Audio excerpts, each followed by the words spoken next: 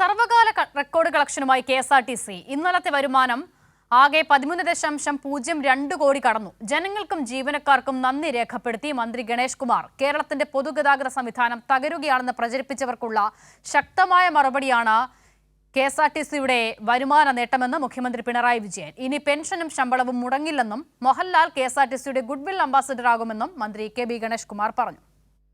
സർവകാല record കളക്ഷനുമായിട്ടാണ് KSRTCയുടെ മുന്നേറ്റം. തിങ്കളാഴ്ചയുള്ള ആകെ വരുമാനം 13.02 കോടി കടന്നു. KSRTCയുടെ ചരിത്ര നേട്ടം എന്ന് പറയുന്നത് ഇന്ത്യയിലെ ട്രാൻസ്പോർട്ട് കോർപ്പറേഷനുകളിൽ ആർക്കും കൈവരിക്കാൻ കഴിയാത്ത നേട്ടമാണ്. ഈ തിങ്കളാഴ്ച KSRTCയുടെ കളക്ഷൻ ടിക്കറ്റ് വരുമാനം മാത്രം 12.18 കോടി വന്നു. മറ്റ് വരുമാനങ്ങൾ അങ്ങനെ കടയുടെ വാടക, മറ്റ് പെട്രോൾ പമ്പിൻ്റെ പൈസ എല്ലാം കൂടി ചേർത്ത് കഴിഞ്ഞാൽ 13.2 കോടി നമുക്ക് വരുമാനം വർദ്ധിച്ചിരിക്കുകയാണ്.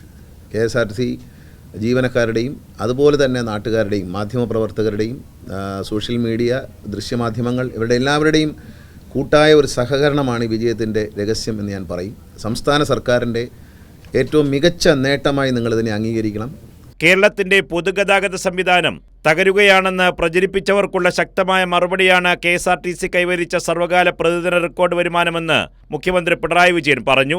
നവകേരള നിർമ്മിതിയുടെ പാതയിൽ മറ്റൊരു ഉജ്ജ്വലമായ നാഴികക്കല്ലുകൂടി പിന്നിട്ടിരിക്കുകയാണ് നമ്മുടെ KSRTC എന്നും മുഖ്യമന്ത്രി വ്യക്തമാക്കി. അതേസമയം ഇനി പെൻഷനും ശമ്പളവും മുടങ്ങില്ല. മോഹൻലാൽ KSRTCയുടെ ഗുഡ്വിൽ അംബാസഡർ ആകുമെന്നും മന്ത്രി ഗണേഷ് കുമാർ പറഞ്ഞു. ഒരു സന്തോഷ വാർത്തയുണ്ട്. ശ്രീ മോഹൻലാൽ KSRTCയുടെ ഗുഡ്വിൽ അംബാസഡറായിട്ട് പ്രവർത്തിക്കാം എന്ന് സമ്മതിച്ചിട്ടുണ്ട്. അദ്ദേഹം നേരിട്ട് ഞാൻ അദ്ദേഹമായിട്ട് സംസാരിച്ചു.